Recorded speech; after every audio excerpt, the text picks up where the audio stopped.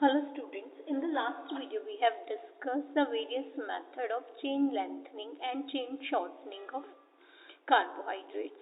In the chain lengthening process, we have to increase the number of carbon atom.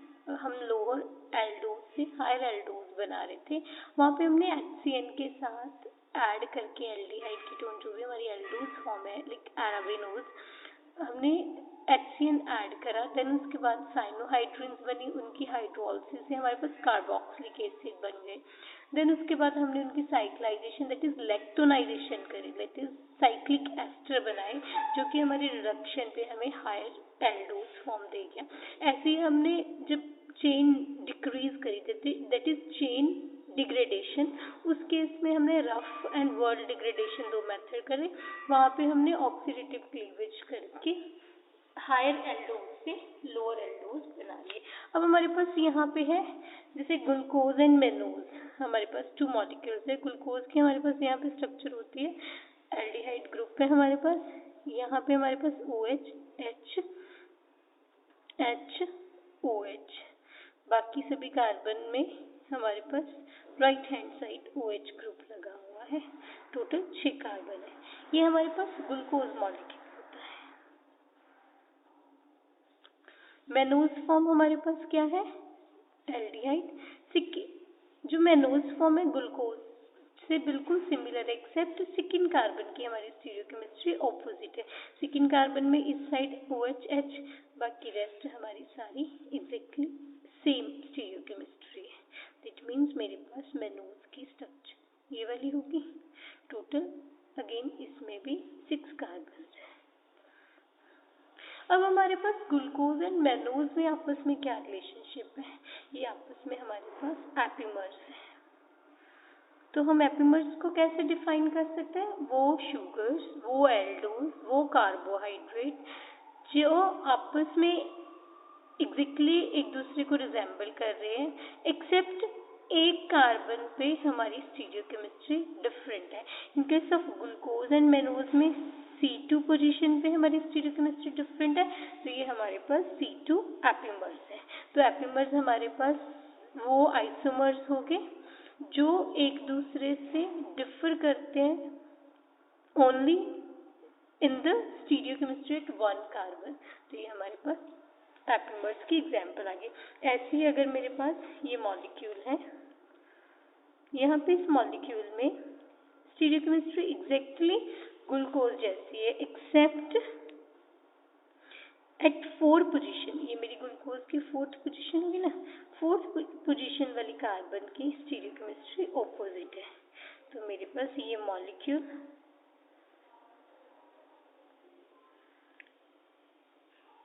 C4 epimer हो गया glucose का।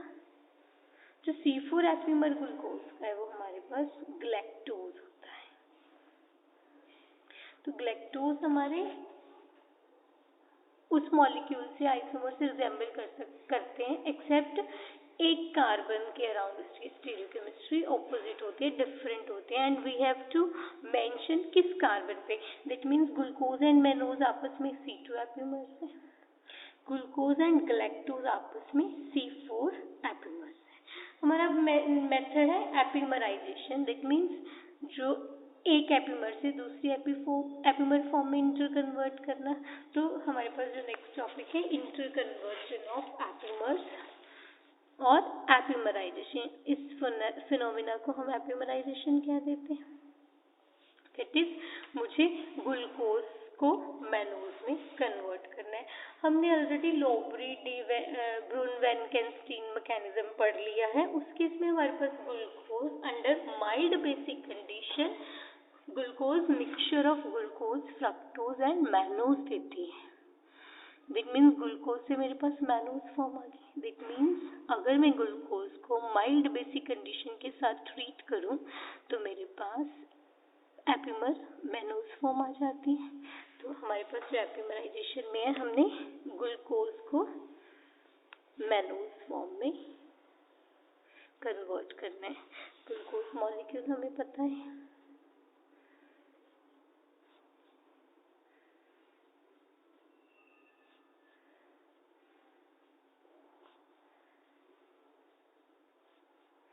First step हम इसमें यहाँ पे क्या करेंगे, ऑक्सीडेशन करेंगे विद ब्रोमीन वाटर।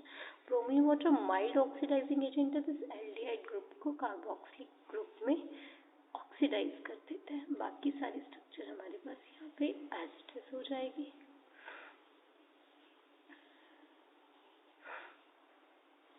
देन उसके बाद इस मॉलिक्यूल को हम माइल्ड बेस के साथ ट्रीट करेंगे। यहाँ पे माइल्ड बेस पिरिडीन यूज करते हैं। पिरिडीन के साथ हमारे पास ग्लूकोनिक एसिड के साथ हमारे पास मिक्सचर ऑफ मेनोनिक एसिड आ जाएगा।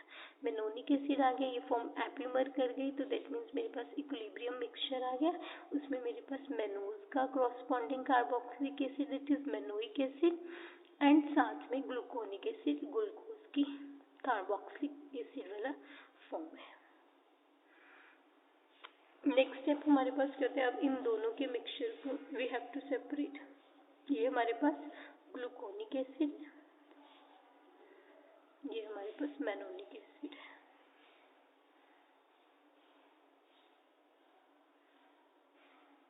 एसिड हमने इनको सेपरेट कर लिया। सेपरेट करके मेरे पास ये दोनों फॉर्म्स अलग अलग आ गई। देन उसके बाद इस फॉर्म को हमने हीट करके corresponding cyclic that is lactone बना लिया। कल भी हमने डिस्कस करा था। मेरे पास यहाँ पे लैक्टोन आ गया फोर्थ कार्बन के साथ।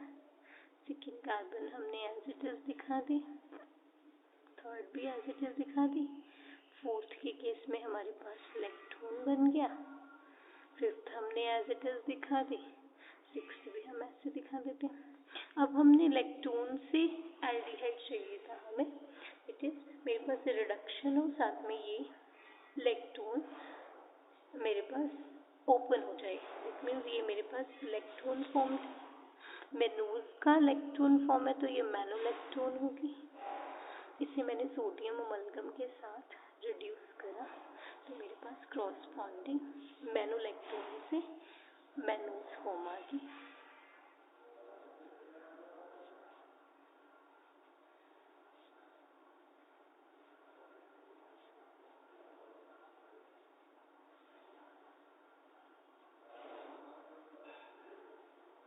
तो इस तरह मेरी एपिमराइजेशन होगी। ग्लूकोज एंड मेनोज आपस में ओनली सेकेंड कार्बन के राउंड स्टीरियोकेमिस्ट्री डिफरेंट है, तो ये आपस में जो रिलेशन क्या हो गया, C2 एपिमर्स। तो एपिमर्स हमारे जो molecule isomers exactly same except उनके स्टीरियोकेमिस्ट्री अराउंड 1 कार्बन वेरी होती है। जिस कार्बन के अराउंड वेरी होते हैं हम उनको उसी के अकॉर्डिंग एपिमर बोल देते हैं। C2 एपिमर है, C3 एपिमर है, C4 एपिमर है, C5 जो भी जिस कार्बन के अराउंड भी हमारी स्टीरियोकेमिस्ट्री चेंज होती है। देन उसके बाद हमारे पास है डायस्टीरियोमर्स। डायस्टीरियोमर्स हमने लोअर क्लासेस में भी पढ़े हैं। डायस्टीरियोमर्स क्या होते हैं,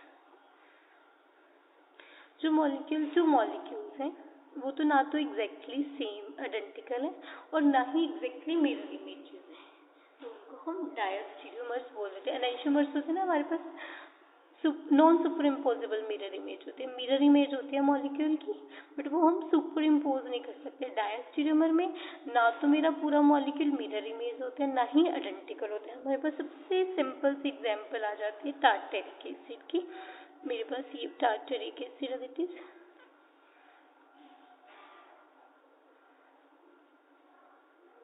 ये मॉलिक्यूल है मेरे पास, ये मेसोटार्टेरिक एसिड फॉर्म है। मेरे पास एक और टार्टेरिक एसिड यहाँ पे ये फॉर्म होगी। अब इस केस में मेरे जो H दोनों ग्रुप से सेम साइड है, वो H सेम साइड है। अगर मेरे यहाँ पे अलग अलग ग्रुप लगे हैं, बट मैं दो ग्रुप मेरे एटलीस्ट सेम होने चाहिए। अभी हम ड्रॉ करेंगे एग्जाम्पल, हम यहाँ पे इनको एरिथ्रो एंड थ्रियोफॉर्म बोलते हैं। अभी बताते हैं हमारे पास एरिथ्रोफॉर्म कौन सी है और थ्रियोफॉर्म कौन सी है। थ्रियो वर्ड हम इमेजिन करो ट्रांसफॉर्म से ड्राइव हुआ है। सिस एंड ट्रांसफॉर्म ने सुना है ना, ट्रांस में जो आइडेंटिकल ग्रुप्स ऑपोजिट साइड होते हैं, तो थ्रियोफॉर्म भी मेरे पास क्या हो गई, जहाँ पे आइडेंटिकल ग्रुप्स ऑपोजिट साइड है, तो वो मेरी थ्रियोफॉर्म होगी। एरिथ्रो के ऑपोजिट, जहाँ पे मेरे पास आइडेंटिकल ग्रुप्स सेम साइड हो जाते हैं, तो मेरे पास शुगर्स में, कार्बोहाइड्रेट में एरिथ्रो एंड थ्रियोफॉर्म्स डायस्टेरियोमर में एग्जिस्ट करती है।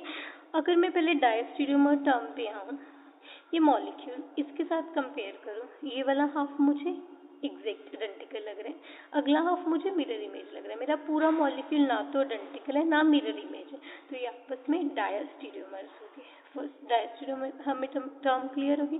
देन उसके बाद ये हमारी erythro and threo two forms में एग्जिस्ट करते हैं। अगर सेम ग्रुप सेम साइड है तो एरिथ्रो फॉर्म है, सेम ग्रुप ऑपोजिट साइड है तो मेरे पास थ्रियो फॉर्म है।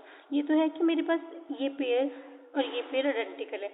अगर मेरे पास चारों आइटम्स में दो दो पेयर होने के बजाय ओनली वन पेयर हो, सपोज मेरे पास ये कंपाउंड है, यहाँ पे मेरे पास Br है, यहाँ पे मेरे पास OH है,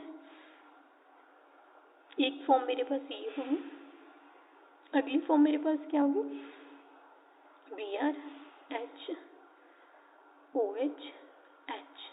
ये भी आपस में मेरे पास डायस्टेरियोमर है, क्योंकि मेरा मॉलिक्यूल ना तो एग्जैक्टली सेम है ना मिरर इमेज है। ये वाला हिस्सा मेरा मिरर इमेज है, ये सेम है, तो मेरे दोनों आपस में डायस्टेरियोमर हो गए आपस में रिलेशन।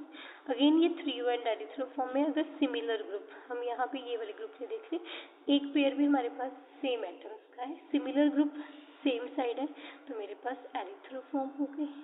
सिमिलर ग्रुप मेरे ऑपोजिट साइड है तो मेरे पास थ्रियो फॉर्म हो गई। तो इस तरह हमारे पास डायस्टेरियोमर्स क्या होते हैं, एरिथ्रो एंड थ्रियो फॉर्म्स हमारे पास क्या होती हैं, हम इजीली प्रिडिक्ट कर सकते हैं। देन उसके बाद हमारे पास नेक्स्ट टॉपिक है कॉन्फ़िगरेशन ऑफ मोनोसेक्राइड्स। मोनोसेक्राइड्स हम ऑलरेडी डिस्कस कर चुके हैं।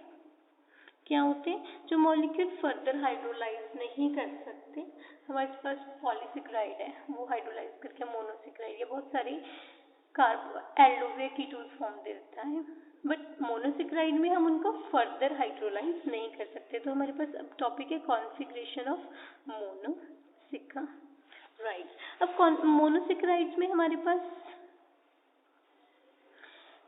कॉन्फ़िगरेशन हमने इनकी कैसे असाइन करनी है। अर्लियर हमारे पास बहुत ज़्यादा मेथड्स स्ट्रक्चर प्रेडिक्शन के नहीं होते थे, तो हमारे पास एब्सोल्यूट कॉन्फ़िगरेशन है, रिलेटिव कॉन्फ़िगरेशन, टू टर्म्स है, एब्सोल्यूट कॉन्फ़िगरेशन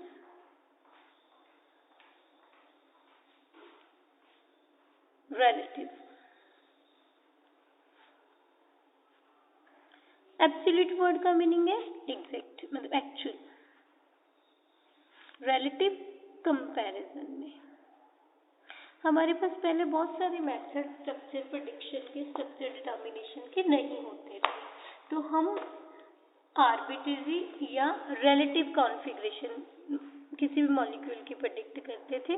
कैसे, with respect to some reference. Absolute configuration है उस मॉलिक्यूल की एग्जैक्ट कॉन्फ़िगरेशन प्रेडिक्ट करना। तो अब हमारे पास सबसे पहले जो फिशर साइंटिस्ट है, उसने ऐसे ही आर्बिट्रेरी अज्यूम करा डिफरेंट मोनोसेक्राइड्स की structure on the basis of D glyceraldehyde. D glyceraldehyde भी उसने अज्यूम करा कि अगर मेरे पास जो पेनल्टीमेट OH है राइट हैंड साइड है तो वो मेरी डी फॉर्म है। ग्लिसरैल्डिहाइड पहले हमारे पास क्या होता है, 3 कार्बन होते हैं, एल्डिहाइड, यहाँ पे एल्को सेकेंडरी एल्को और यहाँ पे प्राइमरी एल्को। ये मेरे पास डी ग्लिसरैल्डिहाइड फॉर्म है। मीन्स अगर सेकेंड कार्बन पे OH राइट हैंड साइड है तो ये मेरी डी फॉर्म है। ये भी उसने अज्यूम करी और इसी के बेसिस पे उन्होंने डिफरेंट एल्डोज मॉलिक्यूल को, डिफरेंट कार्बोहाइड्रेट्स मॉलिक्यूल को रिलेटिव स्ट्रक्चर्स कॉन्फ़िगरेशन के बारे में बताया। जो भी मॉलिक्यूल इस ग्लिसरैल्डिहाइड से हम सिंथेसाइज कर रहे हैं और उसकी इस सेकेंड लास्ट कार्बन की अगर सीरीज में सेम रह रही है तो हम उनको डी सीरीज की या डी फॉर्म्स बोल देते हैं। ऐसी एल फॉर्म इसके ऑपोजिट हमारे पास क्या होगी, OH हमारा लेफ्ट साइड। ये मेरे पास एल ग्लिसरैल्डिहाइड हो गया। अगर मेरे मॉलिक्यूल्स डी फॉर्म से सिंथेसाइज हो रहे हैं और पेनल्टीमेट कार्बन की स्टीरियोकेमिस्ट्री सेम रह रही है, तो वो मेरे डी सीरीज के कार्बोहाइड्रेट्स हैं। अगर मेरे एल ग्लिसरॉल्डिहाइड से सिंथेसाइज हो रहे हैं और second last carbon that is penultimate carbon की स्टीरियोकेमिस्ट्री सेम रह रही है, तो मेरे पास वो एल सीरीज के उन्होंने अज्यूम करके आर्बिट्रेरी डी और एल फॉर्म को कॉन्फ़िगरेशन दे दी और उससे वेरियस हायर कार्बोहाइड्रेट सिंथेसाइज कर ली। जब वेरियस हायर कार्बोहाइड्रेट सिंथेसाइज करें वो सारे मेरे पास डी सीरीज, अगर डी फॉर्म यूज करी, एल सीरीज के होके अगर मैंने एल फॉर्म यूज कर दी, तो इस तरह उसने बहुत सारे कार्बोहाइड्रेट्स को डी और एल सीरीज में कैटेगराइज कर दिया। लेटर ये सारा काम फिशर साइंटिस्ट ने करा आर्बिट्रेरी अज्यूम करके। देन उसके बाद लेटर हमारे पास एक और साइंटिस्ट विजू विट ने क्या करा, एक्चुअल स्ट्रक्चर फाइंड आउट करी। एक्चुअल स्ट्रक्चर जब फाइंड आउट करी, वो सारी जो फिशर ने अज्यूम करी थी उनकी स्टीरियोकेमिस्ट्री एग्जैक्टली सेम थी एक्चुअल में जो फिशर ने अज्यूम करी थी। इट मीन्स एक्सरे के साथ, एक्सरे से हम किसी भी स्ट्रक्चर में लेफ्ट राइट में कहाँ पे कोई ग्रुप पड़ा है इजीली प्रेडिक्ट कर सकते हैं। तो इस तरह जो भी डी सीरीज वाले कार्बोहाइड्रेट हुए, जो एल वाले हुए, जो अमाइल फिशर ने ऐसे अज्यूम करे थे विजुविट के अकॉर्डिंग, वो एग्जैक्टली सेम स्टीरियोकेमिस्ट्री के। अब हम ये बताएंगे कि कैसे डिग्लिसरॉल्डिहाइड लेके हमने डिफरेंट मॉलिक्यूल्स की स्टीरियोकेमिस्ट्री प्रेडिक्ट करी। हमारे पास डिग्लिसरॉल्डिहाइड मॉलिक्यूल ये वाला हो गया ना, हमने किलानी फिशर सिंथेसिस करी थी। किलानी फिशर सिंथेसिस में हम एक बार ब्रीफ में डिस्कस करें, HCN ऐड करा था, मेरे पास यहाँ पे साइनोहाइड्रिन बन गया था, OH HCN COH HCH2OH। ये OH मेरा इस साइड भी हो सकता है, इस साइड भी हो सकता है। दैट मीन्स मेरे पास प्लेनर मॉलिक्यूल है, CN दोनों साइड से अटैक कर सकता है, तो मेरे पास यहाँ पे दोनों मॉलिक्यूल्स बन के, मैं यहाँ पे एक ड्रॉ कर रही हूँ, आगे हम दोनों दिखाते रहेंगे। फर्दर हाइड्रोलिसिस करी, मेरे पास क्रॉसबॉन्डिंग कार्बोक्सिलिक एसिड आ गया। देन इलेक्ट्रोनाइजेशन करी, दैट इज हीट करा, हम दो स्टेप इकट्ठे दिखा रहे हैं, सोडियम अमलगम के साथ रिड्यूस करा, तो मेरे पास यहाँ लोअर से हायर एल्डोज फॉर्म बन गई। इट इज, तो ये सारे स्टेप करके मेरे पास हायर एल्डोज बन गई। ऐसे से हर बार एक एक ये सारे स्टेप्स इकट्ठे करते रहेंगे, तो हर बार मेरे पास एक एक कार्बन इंक्रीज करती रहेगी, और उनमें अगर ये वाली कार्बन सेकेंड लास्ट कार्बन की स्टीरियोकेमिस्ट्री या यहाँ पे कोई एडिशन नहीं हो रहा, तो ये सारी शुगर्स को हम डी सीरीज की कह देंगे। इट मीन्स हम यहाँ से शुरू कर रहे हैं। इस केस में जब मैंने ये तीनों चारों स्टेप्स करे, तो मेरे पास 2 पॉसिबल फॉर्म्स आ गई डिग्लिसरॉल्डिहाइड से।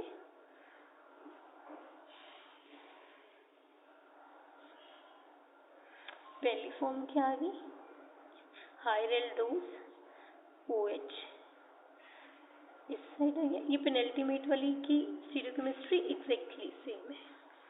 दूसरी फॉर्म मेरे पास क्या आ गई, ऑपोजिट स्टीरियोकेमिस्ट्री की। ये सारे स्टेप्स करके मेरे पास ये 2 फॉर्म्स आ गई। ये फॉर्म अगेन ये वाली कार्बन की स्टीरियोकेमिस्ट्री मेरी बिल्कुल डिग्लिसरॉल्डिहाइड जैसी है, तो ये भी मेरी डी सीरीज की फॉर्म होगी। ये मेरे पास होगी डी एरिथ्रोज और ये मेरी होगी डी थ्रियोज। हम अभी थोड़ा टाइम पहले ये डिस्कस करके चुके हैं ना, सिमिलर ग्रुप्स ऑपोजिट साइड है, थ्रियो फॉर्म है ट्रांस से, सिमिलर ग्रुप सेम साइड है एरिथ्रोज फॉर्म है। तो मेरे पास ये सारे स्टेप्स करके 3 कार्बन वाले मोनोसेक्राइड से 4 कार्बन वाला मोनोसेक्राइड बन गया, तीनों ही मेरी डी फॉर्म है। अब नेक्स्ट मेरे पास अगेन एक कार्बन का नंबर इंक्रीज हो जाएगा, 4 कार्बन से मेरे पास 5 कार्बन वाली फॉर्म बनेगी। सबसे पहले मेरे पास यहाँ पे एल्डिहाइड आ गया, इस साइड में तीनों OH राइट हैंड साइड लगा देती हूँ। हमारी 4 कार्बन से 5 कार्बन वाली फॉर्म आ गई। यहाँ पे मेरे पास ये दोनों तो सेम रह जाएंगे, सेकेंड वाला स्टीरियोकेमिस्ट्री ऑपोजिट हो जाएगी, बाकी सारी स्ट्रक्चर मेरी सेम आ रही है।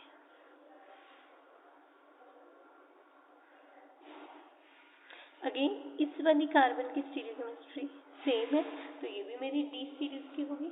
ये हमारे पास फॉर्म होते हैं डी राइबोज, और यहाँ पे मेरे पास फॉर्म हो जाएगी डी एलाबिनोज।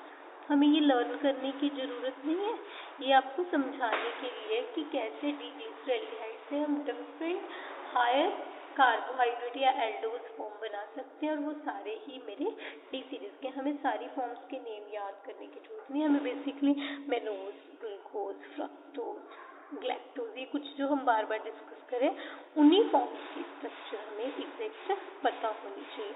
अब ये हमारे पास 3-यूज फॉर्म थी। 3-यूज फॉर्म हमारे पास क्या थी? CHO। ये वाली कार्बन के भी स्टीरियोकेमिस्ट्री हम बाद में आते हैं, पहले बाकी सारी स्ट्रक्चर हम एज इट इज ड्रॉ कर लेते हैं। इस केस में भी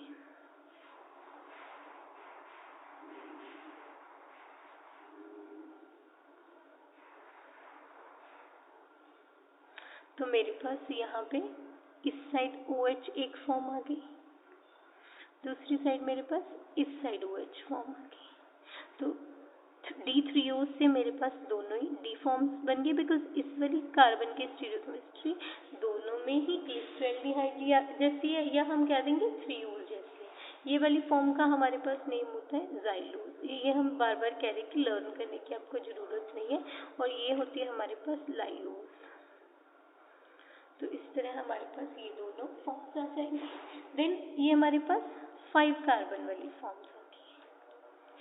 5 कार्बन से हमारे पास 6 कार्बन बनेंगे। पहले हम ये लेते हैं, यहाँ पे हमारे पास 4 है, 4 में जब 6 कार्बन ऐड होएगी तो हमारे पास 8 टोटल स्ट्रक्चर बन जाएंगी। तो हमारे पास यहाँ पे पहली फॉर्म क्या बनेगी? OH सब में इस साइड। टोटल 5 कार्बन थी हमारे पास पीछे, अब टोटल 6 कार्बन हो जाएंगी।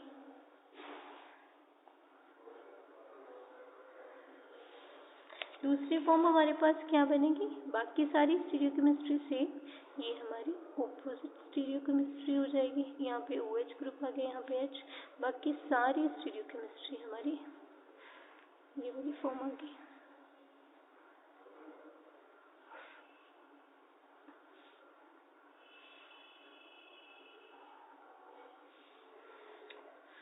यहाँ पे हमारे पास ये फॉर्म आ गई डी एलोज। डी सीरीज की है, नेम हमें नहीं लर्न करना। यहाँ पे ये हमारी फॉर्म आ गई डी एल्ट्रोज। ये हमारी राइबोज सी होगी। देन उसके बाद हमारे पास एलाबिनोज थी। एलाबिनोज में हमारे पास ये दोनों एक से बने ना, लेफ्ट एंड राइट में, ये दोनों आपस में एपिमर्स हो गए। देन उसके बाद अगली फॉर्म हमारी एलाबिनोज से बनी थी। सेकेंड वाली स्टीरियोकेमिस्ट्री हम बाद में ड्रॉ करते हैं, पहले एलाबिनोज वाली पूरा मॉलिक्यूल हम ड्रॉ कर लेते हैं।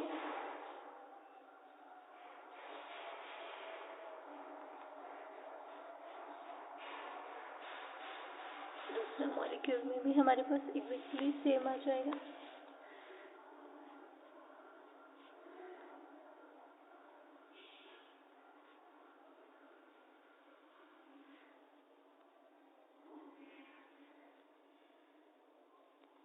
अब इस केस में अगर मेरे पास OH इस डायरेक्शन में हो, दूसरे में मेरे पास OH इस डायरेक्शन में हो जाए, ये मॉलिक्यूल तो मेरा कौन सा आ गया? ग्लूकोज। अगला मॉलिक्यूल मेरे पास क्या आ जाएगा? बाकी स्टीरियोकेमिस्ट्री सेम है, हम डिस्कस ऑलरेडी कर चुके हैं, मेनोज। तो मेरे पास जो डी राइबोज एलाबिनोज था, वहाँ से allose, altrose, glucose and mannose form आ गई। देन उसके बाद अगर हम D3यूज फॉर्म देखें, D3यूज से हमारे पास जाइलोज बन गया था, डी जाइलोज एंड डी लाइलोज बन गया था। डी जाइलोज से हमारे पास क्या मॉलिक्यूल बना, ये वाली स्टीरियोकेमिस्ट्री हम बाद में ड्रॉ करेंगे, बाकी मॉलिक्यूल हम पीछे वाला देख के एज इट इज ड्रॉ कर लेते हैं।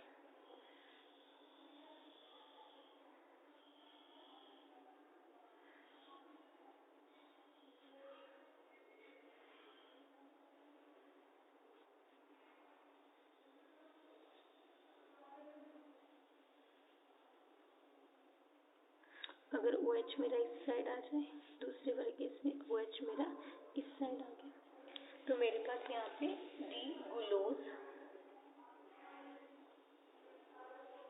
एंड अगला मॉलिक्यूल मेरे पास यहाँ पे आ जाता है डी आइडोज।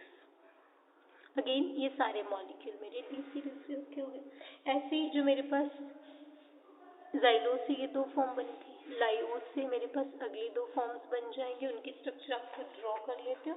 वो फॉर्म मेरे पास ग्लैक्टोज एंड साथ में दूसरी क्या फॉर्म हो जाएगी, टेलोज।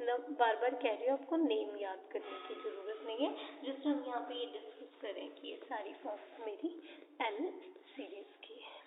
देन उसके बाद हमारे पास नेक्स्ट है कॉन्फ़िगरेशन ऑफ कीटोज मॉलिक्यूल। कीटोज मॉलिक्यूल की भी सिमिलर लाइंस पे होगी। हम सारी स्ट्रक्चर्स नहीं डिस्कस करेंगे, हम एक स्टेप की ही करेंगे। सबसे पहले मेरे पास कीटोज में डाइहाइड्रोक्सी एसीटोन होता है, 3 मेंबर डाइहाइड्रोक्सी एसीटोन। ये मॉलिक्यूल कायरल नहीं है, तो कीटोज में हम 4 कार्बन से लेते हैं। दैट मीन्स मेरे पास यहाँ पे मॉलिक्यूल है, ये तो मेरा डाइहाइड्रोक्सी एसीटोन हो गया। अगला मॉलिक्यूल मेरे पास हो जाता है 4 कार्बन वाला COH H, इसमें एक कायरल सेंटर है मेरे पास। ये फॉर्म मेरे पास होती है एरिथ्रोलोज। एरिथ्रोज मेरी 4 कार्बन की थी, वहीं से एरिथ्रोलोज। इस केस में मेरे पास 4 कार्बन से 5 कार्बन वाला बनेगा। 5 कार्बन में हमारे पास इसके अराउंड स्टीरियोकेमिस्ट्री चेंज होगी, ये वाली हमारी पेनल्टीमेट कार्बन की सेम रह जाएगी। दैट मीन्स CH2OH, C इस साइड OH H, बाकी मॉलिक्यूल एज इट इज। 4 है, इससे मेरे पास हायर मॉलिक्यूल जो बन जाएगा वो 4 कार्बन से हमारे पास 5 कार्बन वाला बन जाएगा। 5 कार्बन वाला बन रहा है, दैट मीन्स मेरे पास यहाँ पे CH2 और ये C double bond as it is ही आ जाएगा हमारे पास, CH2OH। दूसरे केस में मेरे पास क्या हो जाएगा, CH2OH C डबल बॉन्ड हो, इसकी स्टीरियोकेमिस्ट्री हमारी चेंज हो जाएगी, बाकी मॉलिक्यूल मेरा एज इट इज होगा। मेरे पास 4 कार्बन से 5 वाला बन गया, कीटोन फॉर्म है, कार्बोनाइल ग्रुप प्रेजेंट है। पेनल्टीमेट कार्बन की स्टीरियोकेमिस्ट्री सेम है, ये वाली मेरी दोनों आपस में वेरी करे, तो ये मेरे पास एपिमर्स हो गए। ये वाली फॉर्म मेरे पास होती है राइबोलोज और ये फॉर्म मेरी जाइलोलोज हो गई। अगेन मैं 5 से 6 वाला बना सकती हूँ, यहाँ पे मेरी स्टीरियोकेमिस्ट्री दोनों में चेंज हो जाएगी, बाकी एज इट इज रह जाएगी, तो मैं इससे हायर कार्बोहाइड्रेट सिंथेसाइज कर सकती हूँ। तो यहाँ पे अब मेरे पास एब्सोल्यूट कॉन्फ़िगरेशन होगी, रिलेटिव कॉन्फ़िगरेशन होगी, कैसे हम लोअर एल्डोज से, लोअर कीटोज से हायर कीटोज सेम सीरीज के सिंथेसाइज कर सकते हैं, वो डिस्कस हो गया। एपोमराइजेशन क्या होती है हमारी, वो डिस्कस हो गई।